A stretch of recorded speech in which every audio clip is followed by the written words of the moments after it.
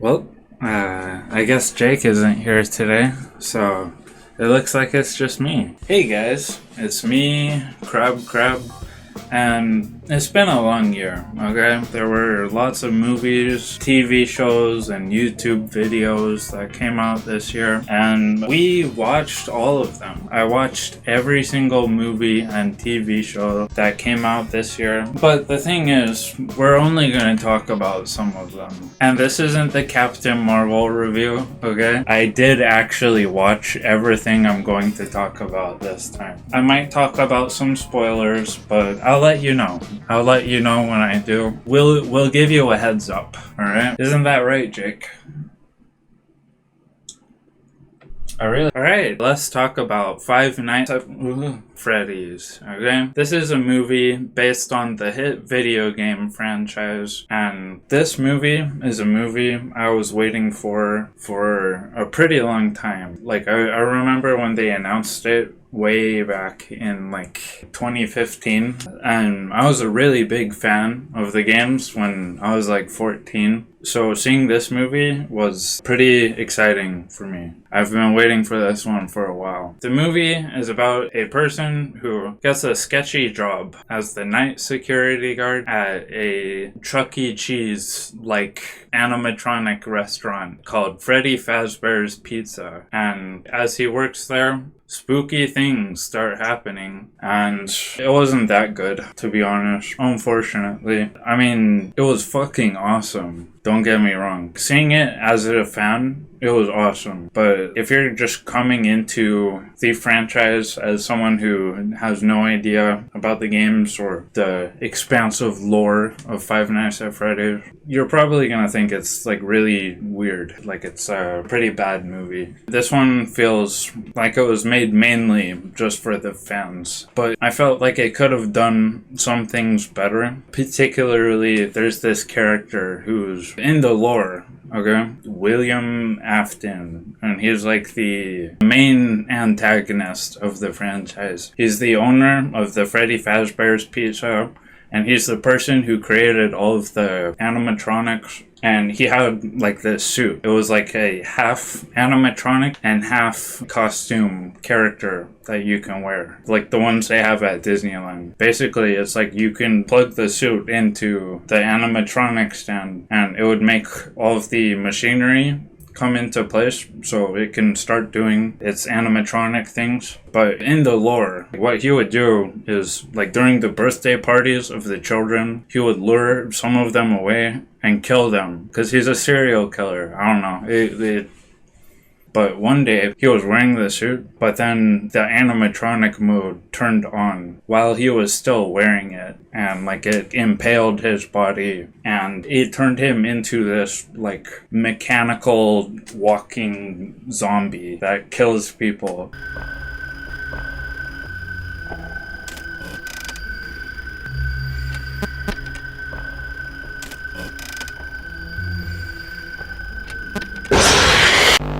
It's pretty gnarly. It was pretty gnarly. It was a cool concept for a horror movie villain. I guess spoilers.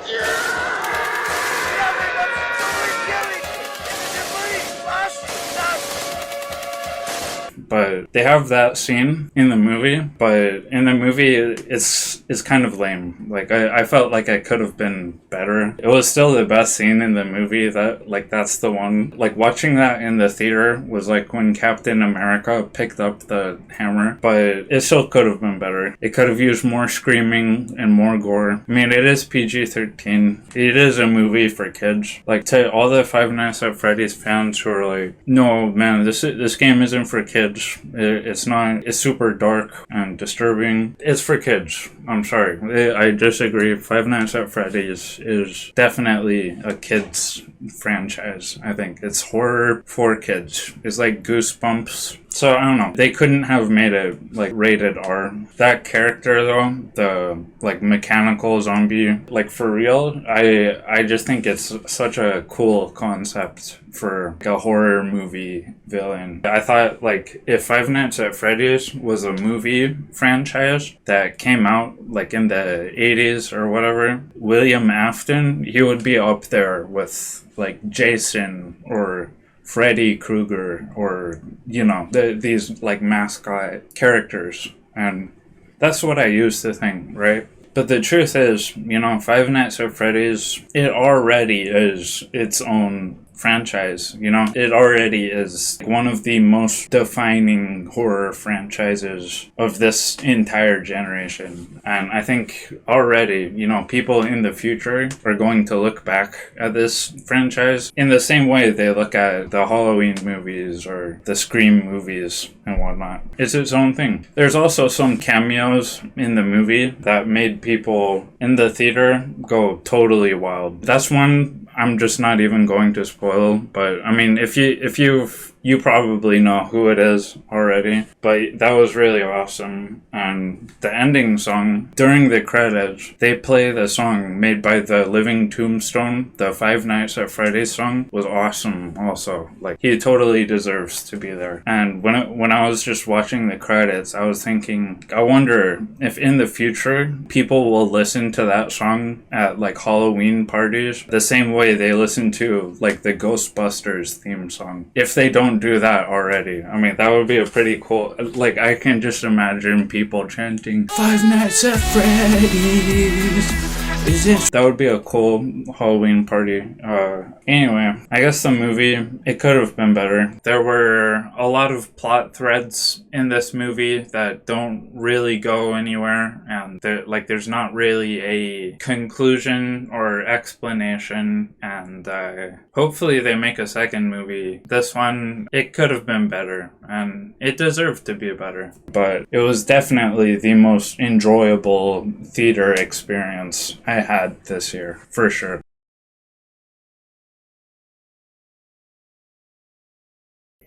All right, let's talk about Spider-Man. I don't know why I'm looking at this. This is a movie I was pretty skeptical about, because Into the Spider-Verse is like one of my favorite movies ever. I think it's genuinely the best Spider-Man movie. Like, fuck, bro. I have the posters on the wall, okay?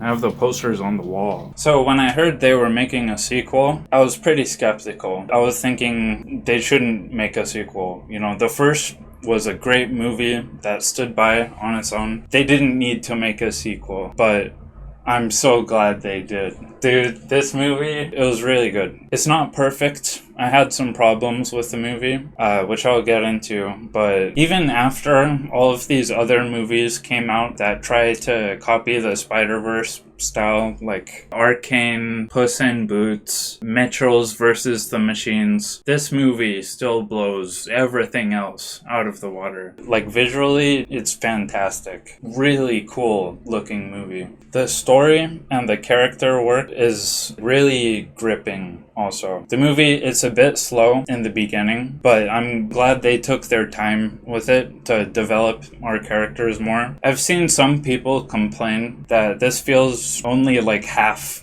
of a movie, because the movie, it does end on a huge cliffhanger, but I disagree. I don't care about that. I think Infinity War is the best Avengers movie, hands down. But that ended on a cliffhanger. So my main problem with the movie is there's like this reveal, okay? There's this big twist that happens, and if you've seen the movie, you know what I'm talking about. But it's like this super emotional moment that makes you go like, oh fuck. It's such a gut punch. But immediately after, they just start joking, and there's just too many jokes. I wish they took it seriously. From that point onward, I wish there were no jokes in the rest of the movie. They definitely shouldn't have had Peter Parker going like, oh, I'm a bad father. Look at my baby's so cute, and have him bickering with all of the other characters in this like super emotional moment. I wish they took it more seriously. It was still the best scene in the movie, but like, it could have been cooler.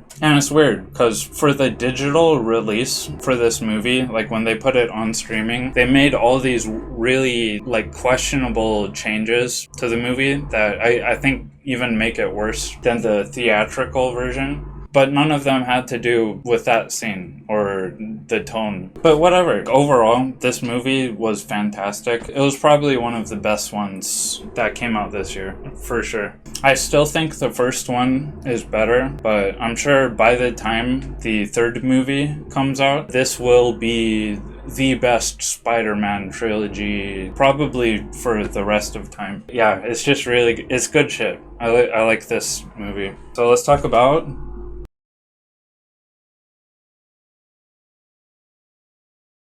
here's a documentary I watched. This one is called The Dark, Sad Life of Boogie 2988. And this thing kind of just appeared out of nowhere, and it got a lot of people talking about it because Boogie, man, he's such a fucking dumbass, honestly. Like, okay, if you don't know, Boogie, he's like one of the OG YouTubers, okay? He's been here since like the beginning of this website, and he was one of the first few people to make a career out of being a YouTuber. But over the years, the guy has totally fallen off. He's kind of faded into semi-irrelevancy, and his channel and internet content has essentially just evolved into him complaining about his life and begging for money. And in this documentary, he just unloads the most embarrassing shit about his life for no reason. Like, the shit he just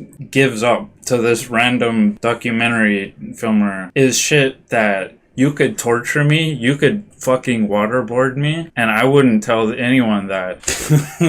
Like, if I did the shit that Boogie does, holy shit. He wasted all of his money on such stupid shit, like these arcade cabinets and video games, this $100,000 Tesla, junk food, obviously, cryptocurrency. He lost a lot of money on cryptocurrency, and sex workers, especially. That's the big one. The sex workers. He spent way too much money on sex workers, dude. He spent over $40,000 a year on sex workers and taking them to Disneyland and buying them purses and shit. And it's like, why? Why the fuck would you admit that? What is his game plan here? Like, what's his end game? I guess because he just wants people to feel sorry for him, but I don't think anyone does. He's a dumbass. This entire situation he's in is his own fault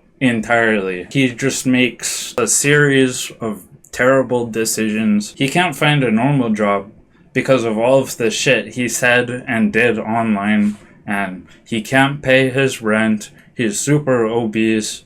He's having all these health problems. Maybe he could pay his rent if he didn't spend so much money on fucking video games and sex workers. He's just acting so defeated. Like, oh, boo-hoo, my life is over. There's this scene where the documentary filmer takes Boogie to see a career counselor because Boogie was trying to find work outside of YouTube. It hasn't been working out for him. He's not making the money he needs, and he wants to find a job outside of YouTube, which is what everyone has been telling him for ages, okay? Like, he should just get off the internet. So he shows up to this hiring agency, and he's looking for a job, supposedly, but he just starts fucking trauma dumping to this career counselor. And it's like, what the fuck are you doing, bro? What? There's this clip, you know what, I'll play the... You are here today because you are seeking employment. Yeah. Tell me a little bit about your background and where you think you want to go with the experience that you already have. So I've been making online video for about 17 years. I was one of the original YouTubers to really kind of blow up. And then I got married. Then I got a divorce 5 years later. And I kind of completely and utterly lost my mind. I also got bariatric surgery, so I lost my major coping mechanism, which is food. I am disabled, recognized by the state of Arkansas, but also the United States government. The downside to that is I am extremely depressed, so there's some mental health issues that we bring to the table. Okay, I just had to turn the mic on again because there's so much fucking trauma dumping going on in this game. Like this guy, you just can't. And then I am morbidly obese. I have no work history, no education. I'm easily injured, like I injured myself coming here today. I twisted my ankle. And when you Google my name, you might see rumors that I beat my ex-wife and I'm also a pedophile. That could be an issue for employers that would research me. So if we can find someone who won't Google me, that would be good. Should mention I'm also a felon. Okay. What's the nature of your felony? Aggravated assault. How old is it? About 2 years. Okay. So I think there are some avenues you could explore. I definitely don't think it's impossible, but you have some challenges. Yeah. Lots of things in life are about your mindset, and you're using weight and disability. I can't. If that is the attitude that you're going to have when you approach everything, then you can't, and you won't. I did work in the porn industry for the better part of 7 years, so I mean... Be real with me. Do you really think it would be a good idea to go to a real interview and reference porn? It depended on the job, I would think. I just can't imagine being in that headspace to the point where like you need to tell complete strangers online, my life is over. It's all over. Boo-hoo. You know what? I don't feel sorry for him at all. This entire situation he's in is his own fault. He everything that he's going through, he brought on himself. I don't think asking for pity on the internet is going to help your situation, but I mean, you know, whatever. That's his thing. The only person I do feel bad for is his 20-year-old girlfriend, which is his whole other thing, because Boogie is like 50 years old. He's old enough to be her dad, and it's like, what the fuck? It's gross, it's creepy, and it's just fucked up because he's manipulating her. She's like totally brainwashed. He's the only one that I love and I care about, and there's only one of them, and so I'm not just gonna up and leave him for money because money's an issue. Because I love him, and just imagining a life without him is difficult. I mean, my biggest fear is dying on her. If I die in the next 2 or 3 years on her, that's just gonna ruin her life. I really want you to understand how actually sick I am. I am essentially a walking time bomb. And I'm so fucking sorry for that. Really wish I had taken better care of my body. Yeah, I know. I'll never be ready for it, but I know. I don't want you to be alone. And now this video is out here for the entire internet to see, and it's going to stay there no matter what happens to Boogie.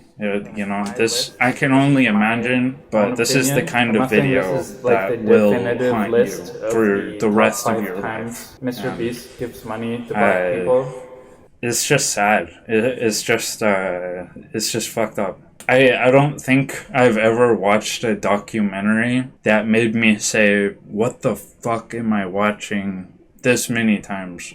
I think that the last one that came close to that was Tiger King, when that kind of just blew up out of nowhere. So I guess I'm recommending it. You know, it's free, it's on YouTube, it's incredibly well produced. Like, the production value is up there with HBO, and it's on YouTube. It's free, it's like an hour long. It has a cameo from Dr. Todd Grand, and I like that guy. He makes like psychology videos that are pretty interesting. I don't know, it was cool seeing him there. Yeah, I recommend it. You should. I'll put a link in the description. All the YouTube videos I'm talking about, they'll go in the description. So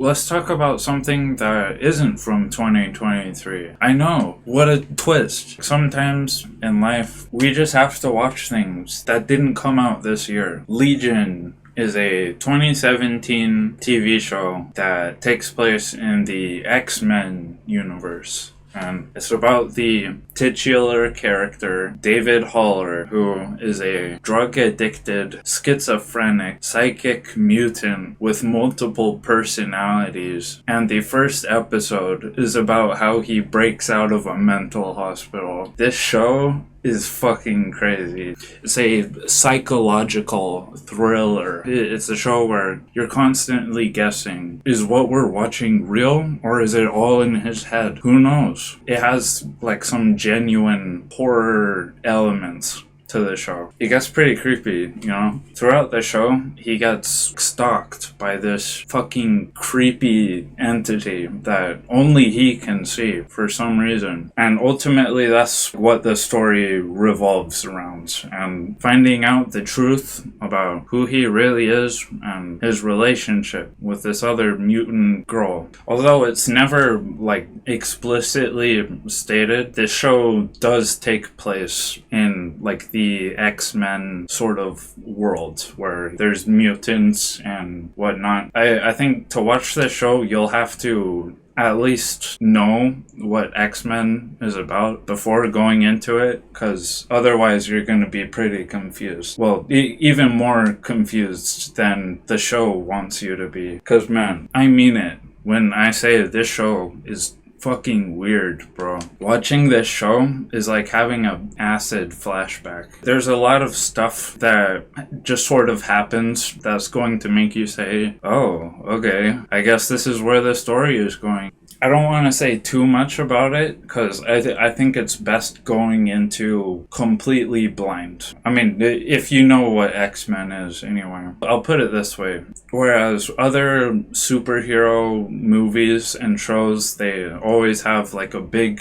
CGI fight scene. This one has a musical number with Pink Floyd where all of the characters just inexplicably break into song, and it's never explained why. It's like a very artistic kind of show, you know what I'm saying? It's definitely the most unique and creative superhero show I've probably ever seen. Everything from the story, the cinematography, the characters, and the dialogue especially. Dan Stevens and Aubrey Plaza are fantastic. They're really good in this show. And Noah Hawley, the director, he's really good at directing characters to sound completely insane.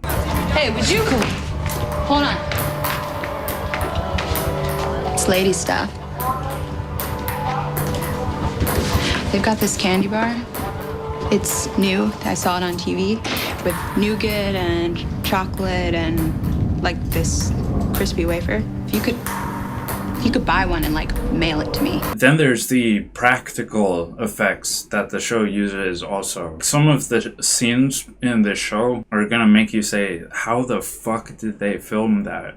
Because when the show does use CGI, I mean, the CGI is pretty bad, to be honest.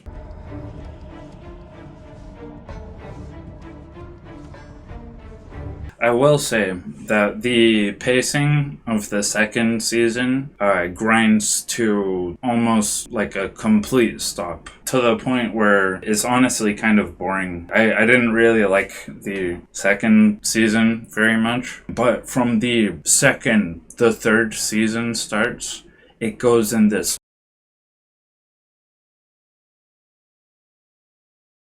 Let's talk about The Last of Us. This show was pretty good. I actually quite enjoyed it. I've never played the games before. I just watched PewDiePie play them way back in the day. But yeah, I really like this show. It's a zombie apocalypse show where there's this mushroom, there's this fungus that turns people into zombies, and it's based on real science, supposedly. Like, this fungus is something that actually exists. It's something that affects ants. It can turn ants into actual zombies. And this show is like, what if that happened to humans? And it's pretty wild. It's pretty wild indeed. We follow this journey between this grieving father and this young girl who's immune to the zombie fungus across post-apocalyptic America to meet a scientist who's across the country who can probably develop a cure. Yeah, it's really good. I quite like the show. I think it used the medium to the best of its ability. We got to see a lot more scenes before the outbreak happened. It developed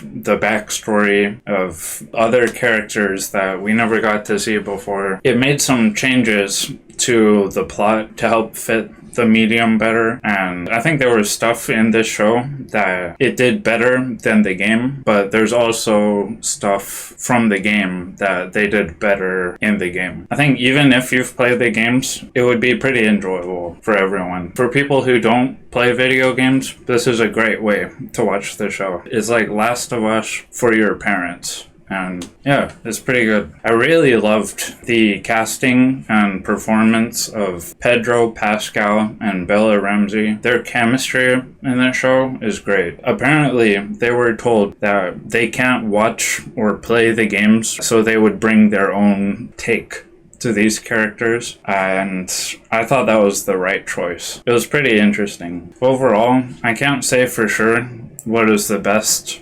adaptation, but I think they're both valuable, and obviously I enjoyed watching this a lot more than watching PewDiePie play the first game. I'm curious how they're going to handle the second game and the second season, because that game was pretty controversial and a lot of people really didn't like that one. I'm one of the few. I have a hot take. I thought the second game was awesome. It's definitely far from perfect, but I think the story just needed a little bit of adjustments here and there. I hope that in the second season of the show, they'll take the time to restructure the story.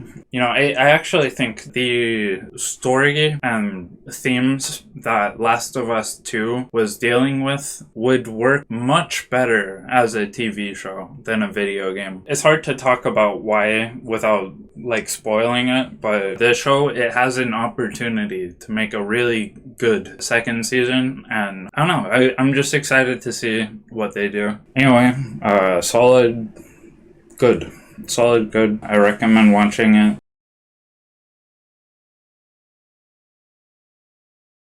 Okay, I'm gonna talk about another YouTube documentary I watched. This one is a series. I don't know why the fuck I'm still watching this, honestly, but it's called Chrischan, A Comprehensive History. So, Chrischan is this internet lolcow who's super autistic, and they're the creator of these really poorly drawn comics called Sonichu. And that's basically Sonic and Pikachu combined. But as the comics went on slowly, actually not slowly at all, like from the very beginning, Chris became the main character of these comics. They would write themselves into the comic, and they would write people they knew in real life into the comic as either love interests or villains, and it was really weird. As the comics progressed, they started to have like some really disturbing shit go on in them, and in the meantime, Chrischan was going around their college campus putting up signs, putting up these big sign-up sheets so they can find a girlfriend, a boyfriend-free girlfriend, because that's the big thing with Chrischan. They really wanted to lose their virginity, but they couldn't, because they're so autistic and just a really terrible person all around. People from their college found out about the website, and they posted it onto 4chan, which led to complete strangers online, these trolls, organizing these collaborative efforts to just fuck with Chris, usually by pretending to be a girl to convince Chris to do something humorous on camera and upload it to their YouTube channel. I want everything about my house off the internet! I'll send in detectives, I'll send in police, I'll send in everything in my power to get it off the internet! Listen to me. Yes. Listen to me. Yes. shut that goddamn thing off. There was this one guy who started making videos wearing Chris's exact same outfit with the same sonichu medallion, and he was speaking in the same voice as Chris, and he was claiming that he was the real creator of sonichu, and that the other chrischan was an imposter called Ian Brandon Anderson. Just a quick update here. It's come to my attention that a troll claiming to be me, the real Christian Weston Chandler, has posted fake, defamatory, and false videos on my former channel. I have confirmed the true name of the slanderous imposter, Ian Brandon Anderson. And everyone started acting like this new chrischan was the real chrischan, and that made the old chrischan get really, really angry. And another thing, my name is not Ian Brandon something! I am Christian Weston Chandler! So get it through your damn fucking skull and call me the real... But sometimes the trolls do really fucked up shit, okay? There was this one kid who pretended to be Chris's girlfriend for an entire month and having phone sex with Chris every single night, convincing them to buy a blow-up doll and use it on camera before getting Chris to drive all the way to fucking Ohio before revealing that he was a 13-year-old boy the entire time. And he said he was gonna send all their shit to the FBI and Chris Hansen unless... And that's just the tip of the iceberg with this person, this enigma. The internet has put them up to so much shit over the years, and a lot of it is really disturbing. Especially the reason why they got arrested in 2021, which... Chris has been trolled, stalked, manipulated through the collaborative effort of fucking countless people online for the better part of 2 decades at this point. And the internet created them into this fucking monster. The trolls have been collecting as much information as possible to put on their wiki, the chrischan wiki, to the point where some people consider Chris to be the most documented person in history, okay? Like, we know more about chrischan than we know about George Washington, Queen Elizabeth, Taylor Swift, fucking Jesus Christ. We just know everything about Chris, and their life truly is like this real version of the Truman Show. And that's why we have this massive documentary series about them. This YouTuber, Gino Samuel, created this 81 episode and counting documentary series on YouTube, and every episode is like 30 to 40 minutes long, and it's still going. It's still going, and there's no end in sight. We haven't even gotten to the incident. We haven't even gotten to the 2021 incident where he got arrested, and the whole prison saga of chrischan, the whole prison arc, the prison character arc for chrischan.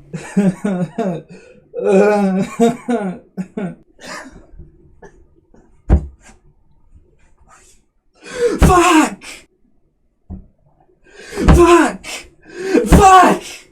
The series started off pretty strong, I think. Episode 1 through 10 is genuinely great YouTube content. And I think if you watch that, you'll kind of get the gist of chrischan and how fucked up all of his trolls can be sometimes. Consider it a pilot, if you will. A 6-hour-long pilot to the most horrific story ever told. But after around episode 40, that's kind of when the series started losing its steam. for me. Because that's around the time when Chris started going literally insane. They started losing their mind. They started posting on Twitter about how the sonichu dimension is real, and one day all of the dimensions, including the Family Guy dimension, the Pokemon dimension, the My Little Pony dimension, they're all going to collide one day. And it was prophesized to Chris when Chris astral projected themselves into the fucking sonichu dimension, and sonichu possessed their body to explain to the world about the upcoming merge. And they pretty much just started resorting to begging people for money on these live streams where Chris is standing there with so much fucking toys in the background. At that point, it's just kind of boring for me. Like, you would have to be completely insane to watch all 81 episodes. Or if you aren't insane, you will be by the time you get there. Like me, I can't even imagine what it's like for Gino, honestly. Like, genuinely, dude, I hope you're doing okay. If I was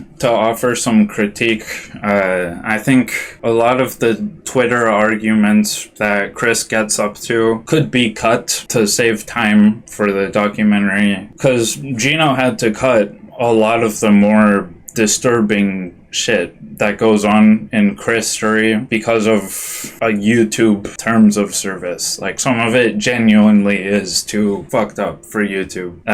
So what I'm trying to say is we don't need to know what time Chris took a shit on August 22nd, 2019. Basically, that's what I'm trying to say. But I guess that's the problem with making a documentary about the most documented person in history. It's certainly the most easy way for you to really, like, deep dive into the chrischan lore if you're into that sort of thing. It's much better than reading these random wiki pages from websites that get shut down and put back up and web archives. But yeah, I guess I'm recommending it. Check out the first 10 episodes. That's what I would say. I wonder if one day they'll make like a true crime drama series about chrischan, like the Jeffrey Dahmer show. I wonder who they would cast as chrischan. I mean, they probably wouldn't be able to get the rights for like Sonichu. Or continued in part 2. In the second part of the video, the video will